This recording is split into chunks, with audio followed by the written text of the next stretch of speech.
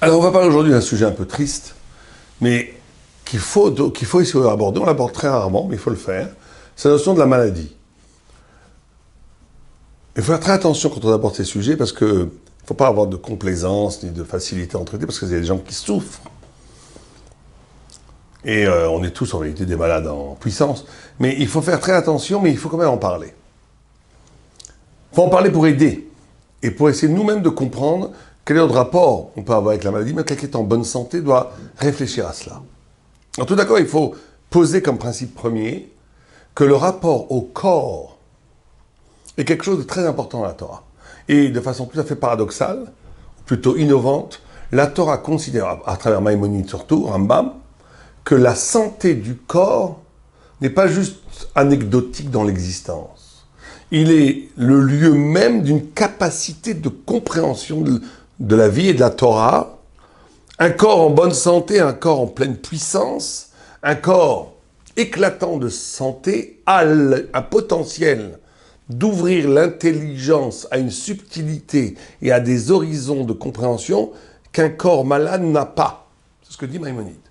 Il dit, pour bien comprendre, il faut avoir un corps sain. D'où toute la diététique inaugurée par Maïmonide. Qu'est-ce qu'il faut manger, comment est-ce qu'il faut manger, à quelle heure il faut manger, qu'est-ce qu'on fait avant de manger, qu'est-ce qu'on fait après de manger. Regardez, c'est magnifique. Tout un programme de vie qui permet au corps d'être en pleine santé. Mais Maïmonide ne disait pas cela simplement en médecin pour assurer la santé de ses clients, pas du tout. Il disait que ce corps est le corps dégage dans sa santé ou Dieu préserve dans sa maladie des conceptions et des consciences et des clairvoyances qui ne sont pas les mêmes. Qu'on soit malade ou en pleine santé. Donc la santé est fondamentale, non seulement pour vivre bien, mais aussi pour étudier la Torah. Et plus que ça, c'est tout à fait innovant. Vous savez que dans toute la pensée occidentale, jusqu'à presque aujourd'hui d'ailleurs, on fait une séparation radicale entre l'intellect et le corps. L'intellect, c'est l'esprit. Le corps, c'est le corps. Le corps est plutôt là pour embêter l'esprit. Le corps assombrit l'esprit. Chez tous les grands penseurs goy, le corps est là pour tuer l'esprit. Le corps empêche à l'esprit d'être clair. Et il y a d'ailleurs aussi une vérité là-dedans, parce que la Torah le dit aussi. Les Rishonim le disent aussi, dans quelques Rishonim disent que aussi, bien sûr, qu'il y a dans le corps, la matière, quelque chose qui brouille les choses de l'esprit. Mais le Maïmonide et d'autres, le Kuzari aussi, par exemple, dit que, au contraire, et la Gemara aussi le dit dans la Gemara, dans les Yerushalmi, dans les Darim, dans Kiddushim, disent que l'accès au corps, que la conscience du corps, va permettre l'ouverture d'intelligence qui ne serait pas comprise sans le corps. C'est vrai que le corps est l'occasion d'un développement de la conscience. Donc il faut se demander, qu'est-ce que c'est que cette histoire de la maladie? Tout le monde connaît l'histoire du Midrash, où la maladie n'a pas été de tout temps. La maladie a été inaugurée avec Yaakov Avinu. Bon, on va voir. Mais en tous les cas, quel est le sens métaphysique de la maladie? Alors il faut savoir qu'il y a 4 niveaux de maladie, qu'il ne faut pas confondre, pour comprendre. Il y a un premier niveau, quand la Gemara nous dit que tout est dans les mains de Dieu, sauf la crainte de Dieu et les chauds et le froid. Le chaud et les froids. C'est-à-dire que les rhumes, les petites... Alors, ça, c'est pas dans les mains de Dieu, incroyable. Donc on peut tomber malade par hasard, par un pur hasard. Si on m'avait dit ça, que c'était pas écrit dans la Gemara, j'aurais dit que c'est de l'hérésie, de la picorsoute.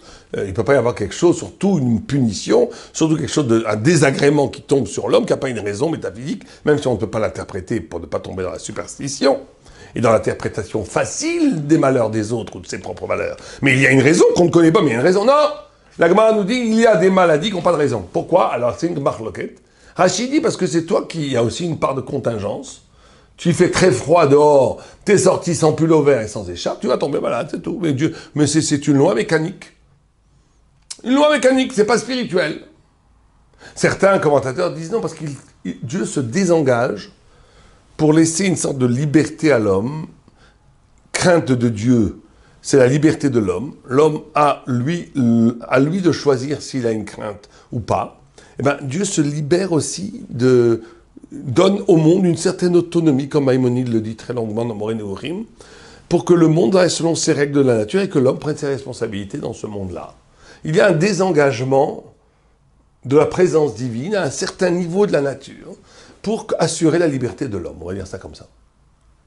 Et donc, il ne faut pas le confondre. Il y a un premier niveau de maladie qui est complètement anecdotique où il ne faut pas, justement, il ne faut pas chercher de raison.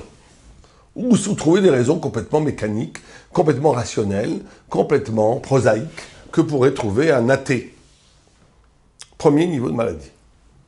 Deuxième niveau de maladie, qui lui déjà entre à un niveau, une sphère supérieure, c'est des maladies, elles, qui sont liées à quelque chose qui est déficient dans l'homme. On ne tombe même pas ici dans la notion de punition. Ce n'est pas la punition. C'est qu'il y a un lien très intime entre le corps et l'âme.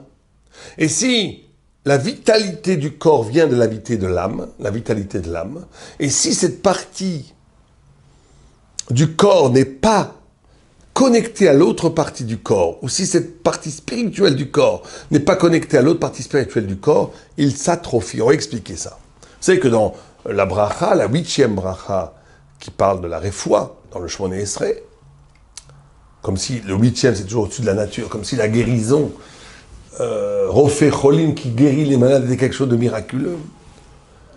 On parle là-bas d'une teïla, la guérison serait une teïla. Teïla, c'est toujours la Torah, c'est le lit d'un fleuve, c'est un courant, c'est la notion de circulation.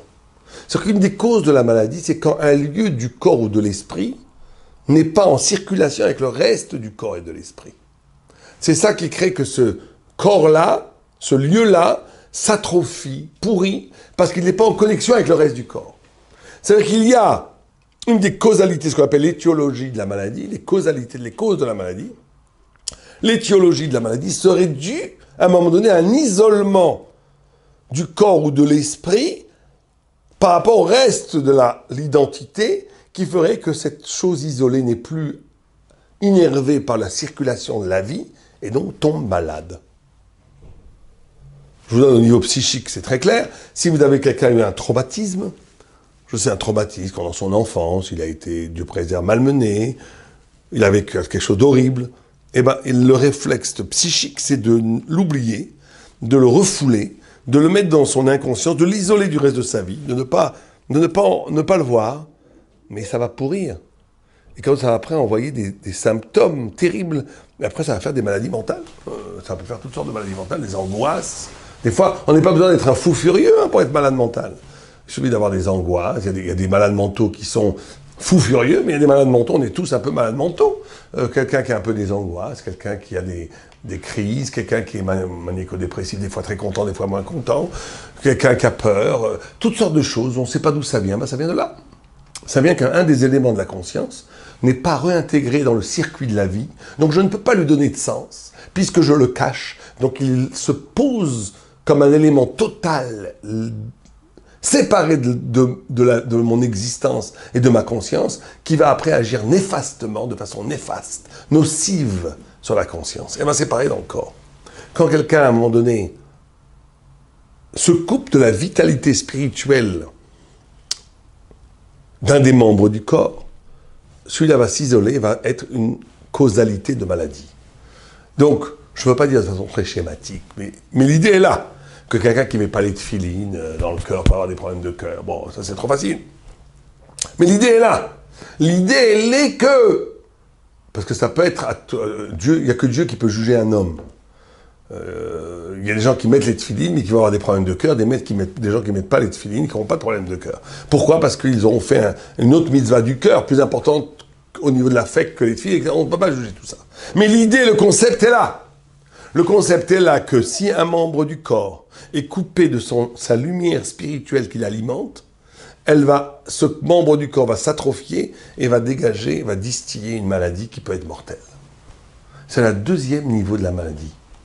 C'est que quand on oublie de pratiquer l'exercice spirituel lié aux membres du corps, il y a 613 mitzvot qui sont liés aux 613 membres du corps, le fait même que ce membre-là n'est plus lié à sa force spirituelle, l'isole du reste du corps, et le fait qu'il peut devenir atrophié, qu'il peut après pourrir et lancer son venin sur tout le corps. C'est le deuxième niveau de maladie. Troisième niveau de maladie, c'est alors une maladie qui peut toucher, même celui qui fait toutes les mitzvot, c'est la notion de temporalité. Ça veut dire qu'il y a la science a découvert ça il y a 20-30 ans, mais dans la Torah ça existe depuis très longtemps, ça s'appelle l'horloge biologique. C'est-à-dire que les gens ont un temps à vivre. Ce temps à vivre est là, de façon générale. C'est-à-dire que le Gaon de Vilna dit que la première chose que Dieu a créée, c'est le temps, le Zman. Ce temps que Dieu a créé, c'est le Zman. C'est-à-dire que c'est le Zman de la... C'est pas qu'on vit éternel et que le temps vient nous détruire, non.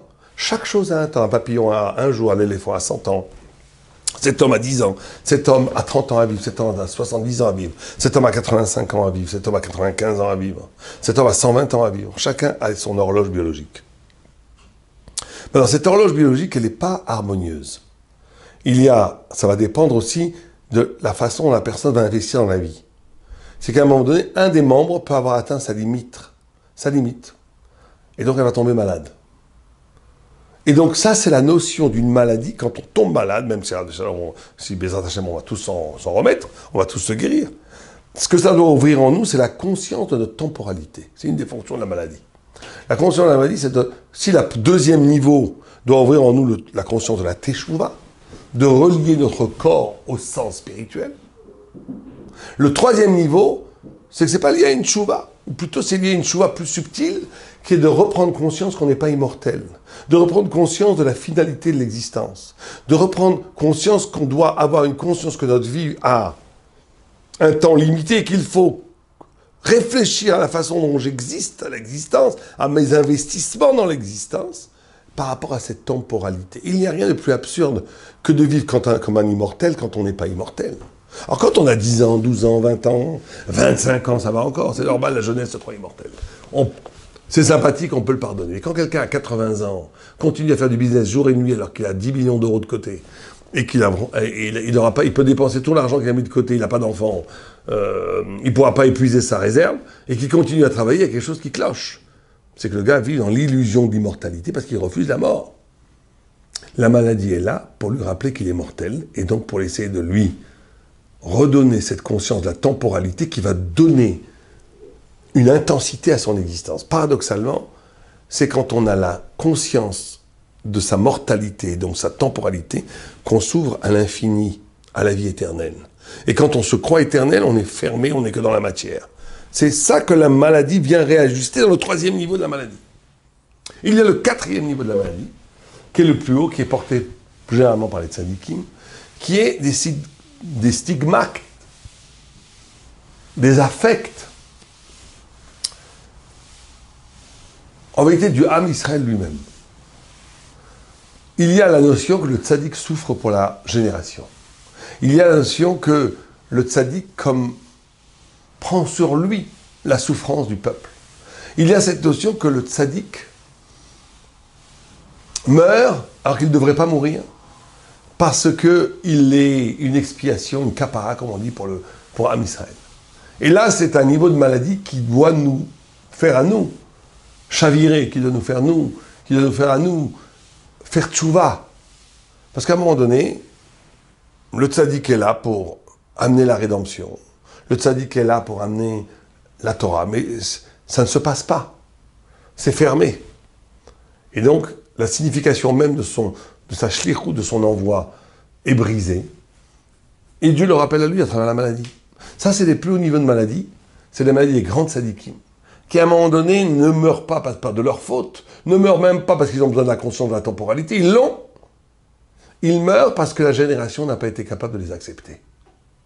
Ça, c'est une maladie terrible, parce qu'elle doit réveiller en nous une tchouva farouche, un retour, une repentance. Parce que ça veut dire qu'à un moment donné, il y a eu des malheurs qui sont arrivés sur les plus grands d'Israël, parce que justement, on n'a pas été capable de les accueillir. Ça, c'est la tchouva collective du peuple d'Israël. Et donc voilà les 4 niveaux de maladie. Maintenant, bien entendu, ce qui amène la réfoua, parce qu'il faut toujours finir par une note optimiste. Ce qui amène la réfoua, par rapport à ces 4 niveaux, c'est quatre choses qui sont l'une par rapport à l'autre. Par rapport à la premier niveau de maladie, on a dit que c'est dû à la contingence, dû aux non-attention. Ça passe par ce qui protège énormément de ce genre de maladies-là, qui sont presque à la contingence, c'est justement la régularité des mitzvot. Par exemple, étudier la Torah tous les jours à l'heure précise. Par exemple, être fidèle dans ses dons de tzedaka. Par exemple, être rester cohérent et fidèle à la pratique à la fréquentation d'un minyan, etc., etc. C'est-à-dire que face à ce premier niveau de maladie, l'arme qui protège, c'est la cohérence, la fidélité, la répétition quotidienne, l'assiduité dans la pratique de la mitzvah. Dans le deuxième, qui est dû à la déficience spirituelle alors ça, bien sûr que la réparation, c'est de pratiquer la mitzvah de façon plus intense. Mais si on veut quelque chose de générique qui englobe la guérison globale de toutes ces choses-là, ça passe essentiellement par la tzedaka. Pourquoi? Parce que la tzedaka a le pouvoir extraordinaire de donner à celui qui donne la possibilité de profiter de l'intensité de vie que les autres pratiquent. Vous donnez de l'argent à Baal Tshuva, à une yeshiva, vous donnez de l'argent à un kollel, vous donnez de l'argent à un pauvre, et ben avec cet argent, il va pratiquer des mitzvot. Une partie de l'énergie de ces mitzvot qu'il va pratiquer va vous en revenir et vous allez avoir le flux bénéfique qui répare et qui empêche des maladies sur le corps. La tzedaka matzil mimavet, c'est au niveau du deuxième niveau. Tzedaka. Si le premier niveau, c'est l'assiduité, je ne trouve pas le mot, il y a un autre mot, c'est le fait d'être fidèle tous les jours. Ça veut dire d'être, de tous les jours, répéter de façon exacte, de façon cohérente la mitzvah. Le deuxième niveau de protection du deuxième niveau de maladie, c'est la tzedaka. Le troisième niveau de protection de la maladie, qui est, elle, liée à la notion de temporalité, ce n'est qu'une chose, c'est l'étude de la Torah. Parce que l'étude de la Torah, elle, chacun à son niveau, donne la vraie perspective du temps, donne la vraie perspective de l'éternité du fini et de l'infini, donne la vraie perspective de la compréhension de l'éternité et de ce qui est limité par le temps. L'étude de la Torah régulière. L'étude de la Torah régulière protège des maladies du type 3 surtout.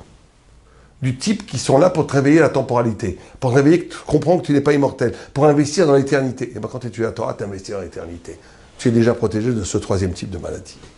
Et il y a une quatrième, on l'a dit, là c'est le tzaddik, ça passe par Emunat Rachamim, l'écoute presque aveugle des grands d'Israël, de ne pas remettre, même si des fois on ne comprend pas, de ne pas remettre en cause ce que nous disent nos gdolim, nos grands d'Israël, qui elle est un niveau de Emunah plus grand.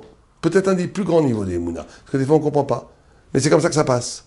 Quand à Purim, le peuple d'Israël, on dit qu'ils ont accepté la Torah. Ils ont accepté la Torah chez Baal Pé. Comment le Ritva, il dit, comment ils ont accepté la Torah chez Baal Pé? Comme maintenant, ils ont dit, on veut bien accepter ce que Dieu il dit. Mais ce que les hommes, ils disent, qu'est-ce qu'il dit que c'est vrai?